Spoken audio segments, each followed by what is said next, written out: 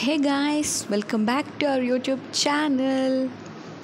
Firstly ఈరోజు మనం రీజనింగ్కి important topics అన్నీ తెలుసుకుందాం ఫర్ బ్యాంక్ జాబ్స్. ఓకే, అందరూ అనుకుంటారు బ్యాంక్ జాబ్స్ కష్టం, రీజనింగ్ కష్టం, చేయలేమేమో అని. బట్ మనం లాజికల్గా ఆలోచిస్తూ ఒక్కొక్క క్వశ్చన్ చేస్తే ఈజీగా అయిపోతుంది. And I will teach you. Okay, firstly రీజనింగ్లో క్రిటికల్ రీజనింగ్ అని ఇంకో సెక్షన్ ఉంటుంది. అది మెయిన్లీ మెయిన్స్కి important, very very important. Okay, ఫస్టే మెయిన్స్ వరకు ఎందుకులేండి, ఫస్ట్ మనం బేసిక్స్ చూద్దాం. ఫస్ట్ నేను మీకు టాపిక్స్ అన్నీ చెప్పి దాని తర్వాత ఒక్కొక్క టాపిక్ ఎక్స్ప్లెయిన్ చేస్తాను. బేసిక్ టాపిక్స్లో ఫస్ట్ ఈ 10 టాపిక్స్ చాలా ఇంపార్టెంట్. ఫస్ట్ వన్ వచ్చేటప్పటికి sitting arrangement, second one blood relations, third one directions, fourth one coding and decoding, fifth one ranking, sixth one problem based on alphabet, seventh one logical venn diagrams, eighth one coded inequalities, ninth one input and output, 10th one syllogisms. And ఇందాక చెప్పాను కదా critical reasoning మెయిన్స్కి important అని చెప్పి, దాంట్లో first one వచ్చేటప్పటికి statement and assumptions, second one వచ్చేటప్పటికి statement and course of action, third one వచ్చేటప్పటికి statement and conclusion, fourth one statement and argument, fifth one cause and effect. ఇవన్నీ ఒక్కొక్క టాపిక్ మీకు అసలు టాపిక్ ఎలా ఉంటుంది అనేది తెలుసుకోవడం కోసం సింపుల్ ఎగ్జాంపుల్తో ఎక్స్ప్లెయిన్ చేస్తాను. Okay, first one sitting arrangements. Sitting అరేంజ్మెంట్స్లో ఇప్పుడు ఒక ఎగ్జాంపుల్ చూద్దాం. ABCDEFGH are sitting around the circle facing the centre. A sits fourth to the right of H and second to the left of F. C is not the neighbor of F and B. D sits third to the right of C and H never sits next to G. Okay, ఇది question. మనకి ఇప్పుడు question పెద్దగా ఉందని భయపడకండి, చాలా ఈజీగా solve చేద్దాం. Okay, firstly ఇక్కడ టోటల్ 8 మెంబర్స్ ఉన్నారు కదా. సో 8 మెంబర్స్కి ఇలా స్టార్టింగ్ బిగినర్ కాబట్టి ఇలా రౌండ్ చేసి అంతా చేస్తున్నా. మనం ఒక 10 క్వశ్చన్స్ సాల్వ్ చేస్తే ఇలా రౌండ్ కూడా అవసరం లేదు. సో 8 మెంబర్స్ కాబట్టి 8 లైన్స్ గీసుకున్నాం. అండ్ తర్వాత ఆల్ ఆర్ ఫేసింగ్ సెంటర్ అని ఉంది కాబట్టి సెంటర్కి మార్క్ చేస్తున్నాం. తర్వాత A sits fourth to the right of H అంటే ముందు మనం H రాసుకోవాలి, A రాసుకోకూడదు. Hకి ఫోర్త్ టు ద రైట్ కాబట్టి Hకి fourth to the right. Right అంటే మనకి ఇట్ సైడ్ వస్తుంది రైట్. ఓకే, ఇది లెఫ్ట్ సైడ్కి వస్తుంది. సో రైట్ ఇట్ సైడ్ కాబట్టి రైట్కి ఫోర్త్ కాబట్టి 1 2 3 4, ఫోర్త్ A అంటే opposite to H. Okay okay, opposite. Okay, and ఇక్కడ ఎండ్ వచ్చింది. End second to the left of F వచ్చింది. ఎండ్ ఎప్పుడైనా సరే దానికి ఇమీడియట్ ఆల్ఫాబెట్కి రాదు. ఓకే, ఫస్ట్ ఆల్ఫాబెట్కి ఏదైతే మనం డిస్కస్ చేసుకుంటామో ఆ ఫస్ట్ ఆల్ఫాబెట్కి వస్తుంది. ఎండ్ వచ్చేటప్పటికి ఇప్పుడు Aకి వచ్చింది. ఎండ్ అంటే A is second to the left of F. Fకి సెకండ్ లెఫ్ట్లో A ఉంది. ఓకే, ఇప్పుడు Fకి సెకండ్ లెఫ్ట్ అంటే ఎలా వస్తుంది? Aకి రైట్ వస్తుంది. ఓకే, Fకి సెకండ్ లెఫ్ట్ వచ్చేటప్పటికి A ఉంటుంది. ఓకే, Fకి సెకండ్ లెఫ్ట్ ఇప్పుడు సరిపోయింది కదా. Fకి సెకండ్ లెఫ్ట్ వచ్చేటప్పటికి A ఉంది. ఓకే, ఇప్పుడు సరిపోయింది కదా. ఓకే, తర్వాత ఇప్పుడు మనం ఇంకో నెక్స్ట్ పాయింట్ చూద్దాం. Okay, C is not a neighbour of F and B. C ఏమొచ్చి F పక్కన ఉండకూడదు. B మనకి ఇంకా తెలియదు కాబట్టి మనం B ఇంకా యాడ్ చేయట్లేదు. అండ్ సో C ఇటు దగ్గర ఉండకూడదు అంటే ఐదర్ ఈ 3 ప్లేసెస్లో ఎక్కడైనా ఉండొచ్చు.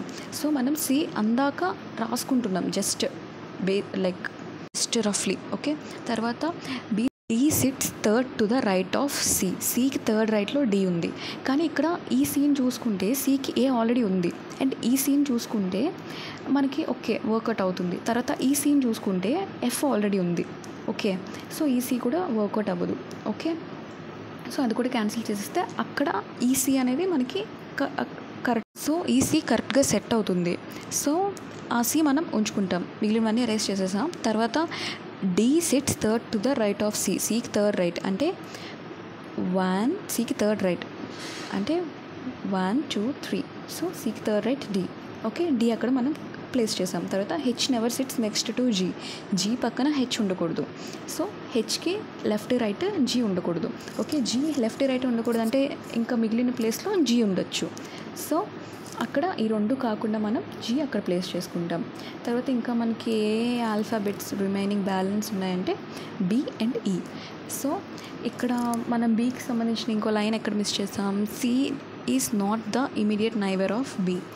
C ఏమొచ్చి Bకి ఇమీడియట్ నైబర్ కాదు. సో C పక్కన B ఉండకూడదు. C పక్కన B ఉండకూడదు అంటే ఆబ్వియస్గా F అండ్ H మిడిల్లో B ఉండాలి. ఓకే, సో మనకి రిమైనింగ్ ఆల్ఫాబెట్ వచ్చేటప్పటికి ఏంటి బ్యాలెన్స్ ఉంది? E. సో అంతే అయిపోయింది. క్వశ్చన్ పెద్దగా ఉందని భయపడకండి, ఈజీగా చేసేయచ్చు. ఇప్పుడు మనం ఈ అరేంజ్మెంట్ చూస్తూ సింపుల్ క్వశ్చన్ సాల్వ్ చేద్దాం. Okay, who is immediate right of F. Immediate right of F అంటే ఇది రైట్ అవుతుంది, అది లెఫ్ట్ అవుతుంది. సో ఇమీడియట్ రైట్ అంటే ఆన్సర్ వచ్చేటప్పటికి బి అవుతుంది. సో ఆన్సర్ వచ్చేటప్పటికి B. Who is third to the left of A. ఏకి థర్డ్ లెఫ్ట్ ఎవరు? ఇది రైట్ అవుతుంది. సో ఇది లెఫ్ట్, ఇది రైట్. ఓకే, ఇది left.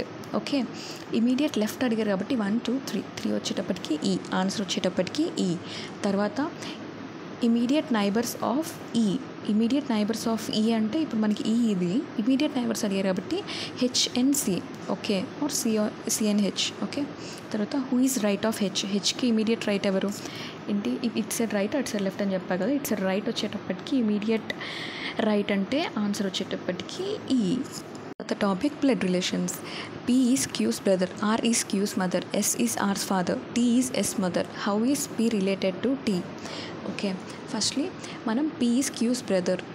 P is Q's brother అంటే ఇక్కడ P జెండర్ తెలిసింది కానీ Q జెండర్ మనకు తెలియలేదు. సో Q జెండర్ మనకు తెలియదు కాబట్టి Pని బాక్స్లో పెట్టుకుందాం. మీకు ఆల్రెడీ తెలుసు, తెలియని వాళ్ళకి చెప్తున్నాను. మనం జెండర్ని ఐడెంటిఫై చేయడం కోసం మనం చాలా మార్క్స్ పెట్టుకుంటాం.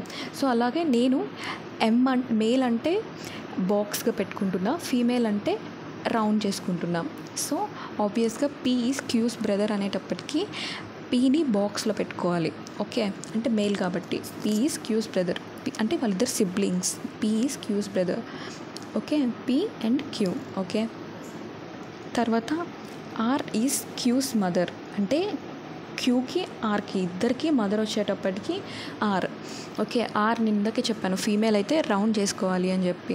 సో ఆర్ ఏమొచ్చి రౌండ్ చేసుకుంటున్నాం. తర్వాత ఎస్ ఈజ్ ఆర్స్ ఫాదర్. ఇక్కడ ఎస్ ఏమొచ్చి జెండర్ మెయిల్. సో ఆర్ వాళ్ళ ఫాదర్ వచ్చేటప్పటికి ఎస్ని బాక్స్లో పెట్టుకుంటున్నాం మళ్ళీ, ఎందుకంటే మెయిల్ కాబట్టి. సో ఎస్ని వచ్చేటప్పటికి బాక్స్లో పెట్టుకుంటున్నాం. ఓకే, ఆర్స్ ఫాదర్ కాబట్టి. దాని తర్వాత T is S mother. T is S mother కాబట్టి ఎస్కి మదర్ కాబట్టి రౌండ్లో టీని పెట్టుకుంటున్నాం. ఓకే, ఇప్పుడు ఏమడిగారు? How is P related to T అంటే పీ రిలేటెడ్ టు టీ ఏంటి అని అడిగారు. సో ఫస్ట్లీ ఇప్పుడు మనం చూసుకుంటే టీకి పీ ఏమొంచి ఫస్ట్లీ పీకి ఆర్ ఏమొంచి మదర్ తెలిసిందే కదా. తర్వాత పీకి ఎస్ ఏమొంచి మదర్ వాళ్ళ ఫాదర్ గ్రాండ్ ఫాదర్. తర్వాత పీకి టీ ఏమొంచి గ్రాండ్ ఫాదర్ వాళ్ళ మదర్ వచ్చేటప్పటికి గ్రేట్ గ్రాండ్ మదర్. ఓకే, ఇప్పుడు టీకి పీ గ్రేట్ గ్రాండ్ మదర్ అయ్యేటప్పుడు పీకి టీ ఏమవుతుంది? Great grand daughter. ఓకే, పోతే మళ్ళీ వినండి సరేనా. మీకు ఇంకా డౌట్గా ఉంటే కామెంట్ సెక్షన్లో నాకు అడగండి. Okay, next directions topic. Prem walked 40 meters towards south and moved 70 meters towards east and then moves a distance of 40 meters towards south and then moves 70 meters towards west. In which direction and how long distance he is from the starting point? ఇది question. Okay, ఇప్పుడు మనం first directions వచ్చేటప్పటికి 4 sides ఉంటాయి మీకు తెలుసు, north, east, west, south. Okay, firstly తను ఇక్కడ Prem walks 40 meters towards south అన్నారు కాబట్టి అక్కడ స్టార్టింగ్ పాయింట్ నుంచి సౌత్కి 10 meters కిందకి. ఓకే, సౌత్ అంటే కింద కదా. So 40 meters. ఓకే, తర్వాత and move 70 meters towards east and 40 meters తర్వాత నుంచి మనం కౌంట్ చేయాలి. ఓకే, 40 meters తర్వాత నుంచి ఈస్ట్ కాబట్టి ఈస్ట్ అంటే మనకి రైట్కి వస్తుంది. సో రైట్కి ఎంత 70 meters మనం ఈస్ట్కి వచ్చాం. దాని తర్వాత and moves a distance of 40 meters towards south అంటే మళ్ళీ కిందకి అండ్ అక్కడి నుంచి మళ్ళీ కిందకి. ఓకే, సౌత్కి కింద అంటే సౌత్. ఓకే, సౌత్కి మళ్ళీ 40 meters. So 40 meters. దాని తర్వాత and moves 70 meters towards west. West అంటే ఇప్పుడు మనకి లెఫ్ట్ సైడ్కి వస్తుంది. సో అక్కడి నుంచి మళ్ళీ 70 meters వెస్ట్ అంటే లెఫ్ట్. ఓకే, 70 meters అంటే ఇక్కడ పైన 70 meters కింద 70 meters ఈక్వల్ అవుతుంది. Okay, 70 meters. సో ఇప్పుడు మనకి క్వశ్చన్లో ఏమని అడిగారు? In which direction and how long. In which direction అంటే స్టార్టింగ్ పాయింట్ నుంచి ఇది స్టార్టింగ్ పాయింట్. ఓకే, ఆ కిందది ending point. So starting point నుంచి ఎంత డిస్టెన్స్ అని చెప్పి అడిగారు. ఫస్ట్ డిస్టెన్స్ అండ్ డైరెక్షన్ అడిగారు. ఫస్ట్లీ అక్కడ నుంచి డైరెక్షన్ వచ్చేటప్పటికి సౌత్ కిందకు ఉంది కదా, ఎండింగ్ పాయింట్ వచ్చేటప్పటికి కిందకు ఉంది కాబట్టి సౌత్. ఓకే, దాని తర్వాత అండ్ డిస్టెన్స్ అడిగారు మనకి ఇక్కడ ఫస్ట్ 40 అండ్ సెకండ్ 40. అక్కడ కింద 40 ఉంది కదా, సో ఇక్కడ కూడా 40 అంటే ఓకే ఈక్వల్ కాబట్టి. సో అండ్ 40 + 40 80 అంటే సౌత్ 80 meters. ఓకే, ఇప్పుడు డైరెక్షన్స్ టాపిక్ కూడా మీకు అర్థమైందని అనుకుంటున్నా. జస్ట్ ఇది బేసిక్, మీకు స్టార్టింగ్ నుంచి బ్రీఫ్గా మళ్ళీ ఎక్స్ప్లెయిన్ చేస్తాను. ఈరోజు మనం టోటల్ 3 టాపిక్స్ కవర్ చేసాం: sitting arrangements, blood relations and directions. ఇప్పటికీ వీడియో లెందీ అయిపోతుంది కాబట్టి మిగిలిన టాపిక్స్ అన్ని నేను నెక్స్ట్ వీడియోలో కవర్ చేస్తాను. అండ్ మెయిన్లీ క్రిటికల్ రీజనింగ్, అది చాలా ఇంపార్టెంట్ మెయిన్స్కి, అది కూడా నేను కవర్ చేస్తాను. ఈ లోపల మీకు వీడియో మిస్ అవ్వకుండా ఉండాలంటే సబ్స్క్రైబ్ చేసుకొని ఉంచుకోండి.